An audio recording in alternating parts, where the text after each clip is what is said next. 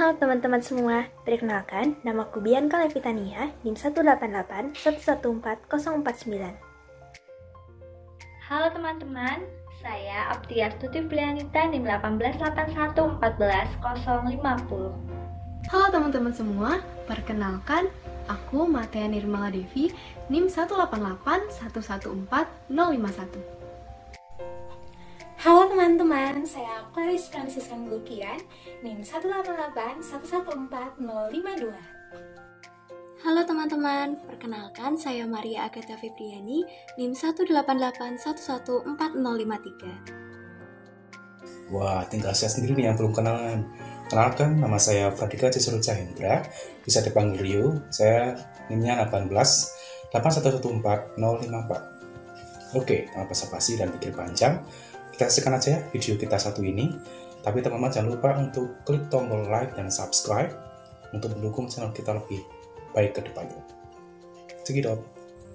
Halo teman-teman, pernah nggak sih teman-teman bertanya-tanya setelah kita meminum obat, lalu obat itu ngapain ya di dalam tubuh kita? Nah, salah satu proses yang dialami obat di dalam tubuh kita adalah proses absorpsi. Jadi teman-teman, di sini saya akan menjelaskan mengenai bagaimana tahapan absorpsi obat di dalam tubuh kita. Teman-teman, ini adalah anatomi saluran pencernaan kita. Jadi ketika kita meminum obat melalui mulut atau kita sebut secara oral, obat tersebut kemudian akan melewati kerongkongan hingga akhirnya sampai pada lambung. Setelah sampai pada lambung, kemudian obat akan menuju saluran usus. Kecepatan obat bergerak dari lambung menuju saluran usus ini dipengaruhi oleh beberapa faktor teman-teman. Misalnya makanan, kemudian juga adanya interaksi dengan obat lain, ataupun adanya penyakit. Setelah obat sampai pada saluran usus kita, kemudian obat ini akan melepaskan senyawa aktif. Dan senyawa aktif ini kemudian akan melarut dengan cairan yang ada di dalam usus kita, atau kita sebut dengan cairan lumen usus. Kemudian, senyawa aktif itu akan terserap ke dalam dinding sel usus melalui mekanisme difusi pasif. Nah, apa sih mekanisme difusi pasif itu? Sama-sama kita simak yuk. Yang selanjutnya adalah mekanisme difusi pasif. Mekanisme obat secara transport pasif paling sering melalui proses difusi pasif. Difusi pasif merupakan cara transport pasif yang paling lazim yang didasarkan pada perbedaan kadar tanpa membutuhkan energi. Zat atau obat-obatan yang bersifat lipofil lebih lancar penerusannya atau absorpsinya daripada zat hidrofil yang tidak dapat larut dalam lemak. Nah teman-teman, absorpsi obat dapat dipengaruhi oleh berbagai macam faktor. Yang pertama, oleh makanan. Misalnya, makanan yang tinggi lemak dan padat dapat menghambat pengosongan lambung sehingga waktu absorpsi obat berjalan lebih lama. Yang kedua adalah kombinasi obat, di mana interaksi obat satu dengan obat yang lainnya dapat meningkatkan maupun memperlambat absorpsi obat. Yang ketiga adalah sifat fisika kimia obat. Misalnya, obat-obatan dalam bentuk amorf seperti novobiosin dapat lebih mudah terlarut dalam bentuk amorf daripada bentuk kristalnya. Yang keempat adalah koefisien partisi obat. Semakin besar nilai koefisien partisi obat, maka obat akan lebih mudah terlarut dalam lemak sehingga akan lebih mudah menembus membran. Sini saya menjelaskan faktor yang mempengaruhi absorpsi obat dalam tubuh, yaitu adalah pH. Teman-teman tahu nggak sih jika pH itu sangat berpengaruh terhadap absorpsi obat dalam tubuh? Nah, untuk obat dalam lambung dan obat dalam usus itu akan berbeda absorpsinya. Nah, ketika obat dalam lambung dan obat tersebut bersifat asam, itu akan lebih mudah terabsorpsi dalam lambung karena obat yang bersifat asam dia akan lebih mudah ataupun lebih banyak terbentuk molekulnya daripada bentuk ionnya, sehingga akan mudah diabsorpsi. Nah, sebaliknya untuk obat yang bersifat basa dalam lambung itu dia akan lebih sulit ataupun lebih sukar terabsorpsi dalam lambung karena obat yang bersifat basa tersebut dia akan lebih banyak terbentuk dalam bentuk terionnya daripada bentuk molekulnya. Nah, teman-teman, untuk obat yang dalam usus itu beda lagi. Untuk obat dalam usus itu untuk obat yang bersifat asam, dia akan lebih istilahnya itu lebih sulit, karena dia dengan lingkungan yang basah, maka dia akan terbentuk lebih banyak dalam bentuk ionnya daripada molekulnya, sehingga dia akan lebih sulit untuk diabsorpsi dalam usus. Nah, sebaliknya lagi, untuk obat yang bersifat basah dalam usus itu akan lebih mudah terabsorpsi, karena obat yang bersifat basah tersebut dia akan lebih banyak terbentuk dalam bentuk molekulnya daripada bentuk ionnya.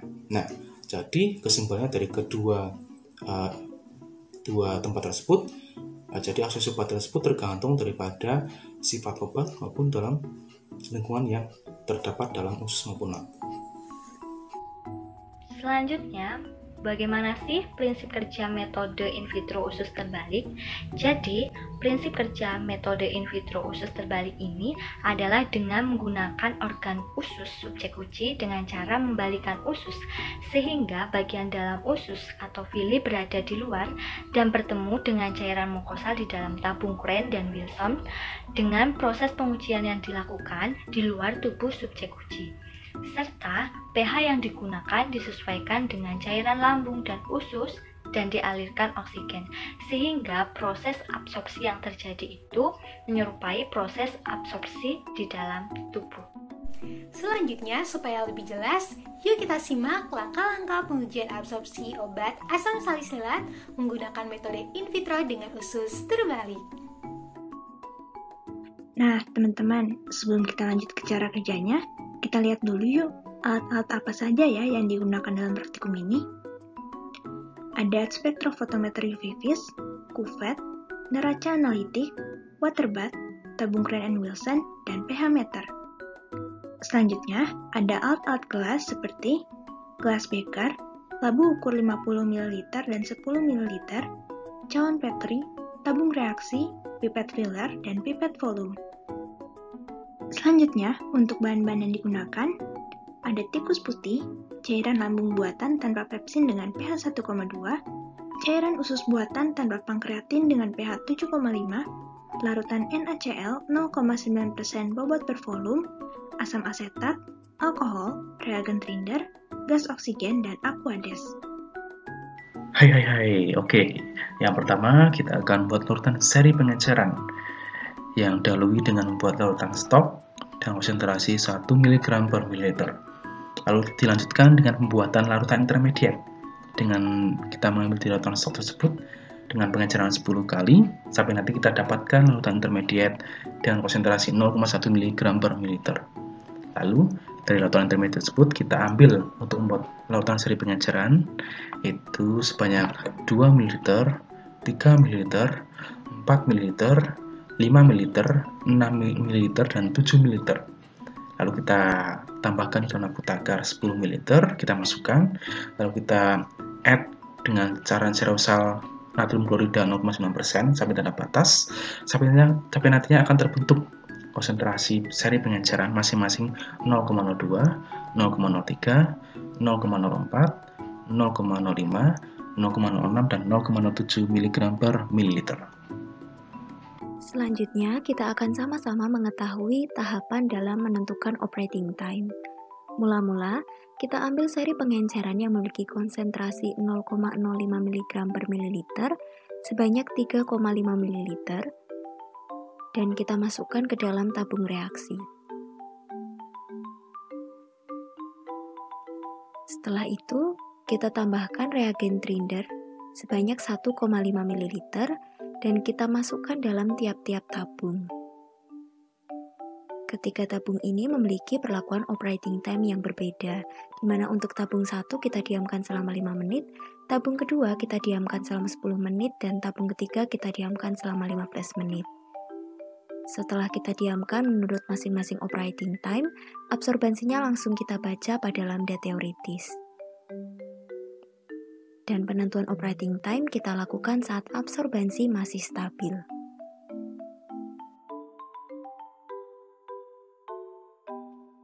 Selanjutnya dilakukan penentuan panjang gelombang maksimum.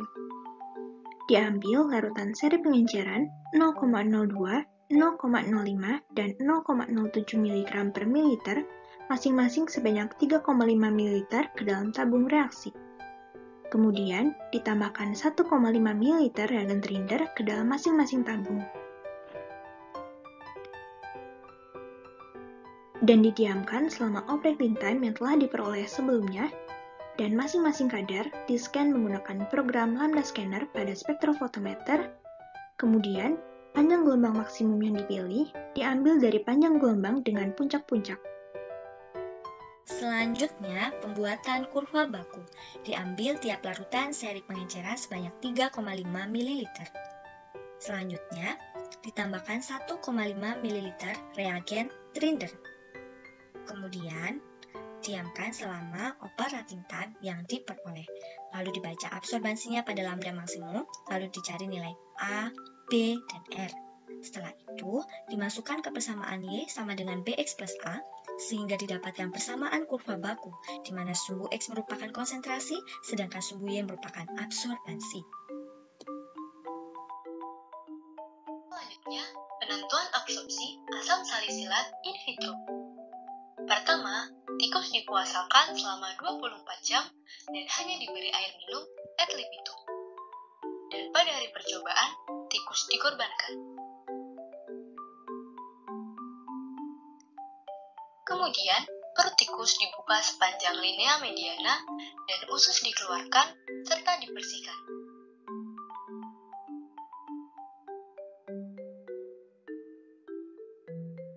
Usus sepanjang 15 cm di bawah pilorus dibuang dan diambil 20 cm dari usus yang sama untuk percobaan. Usus ini disebut usus perlakuan. Kemudian, usus perlakuan dibagi dua sama panjang dan dibersihkan. Bagian anal digunakan sebagai kontrol.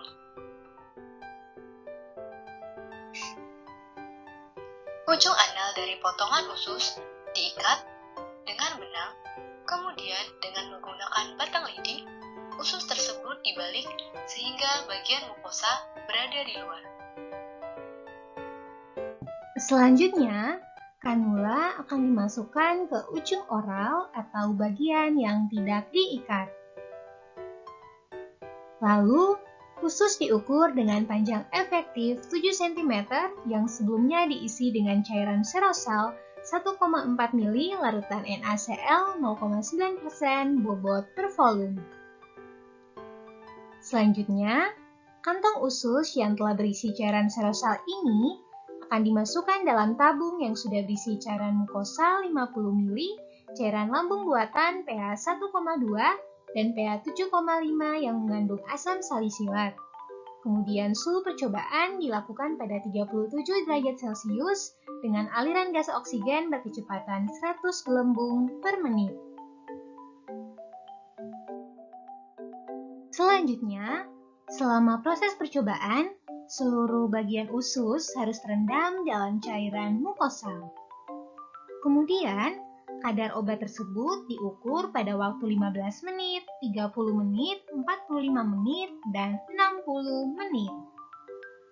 Kemudian, seluruh cairan serosal diambil melalui kanula, dimasukkan ke dalam tabung sentrifuge, dan kemudian dicuci 2 kali dengan 1,4 ml larutan natrium klorida 0,9% bobot per volume. Proses selanjutnya, cairan hasil pencucian yang tadi dimasukkan pada tabung sentrifuge yang sama, kemudian cairan serosal disentrifugasi selama 5 menit.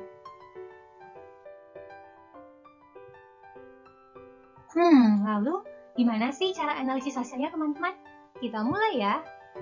Yang pertama, setelah sampel disentrifugasi, diambil bagian jernihnya atau supernatan pada volume yang sama yaitu 2,5 ml, kemudian ditambahkan dengan 1 ml reagen Trinder.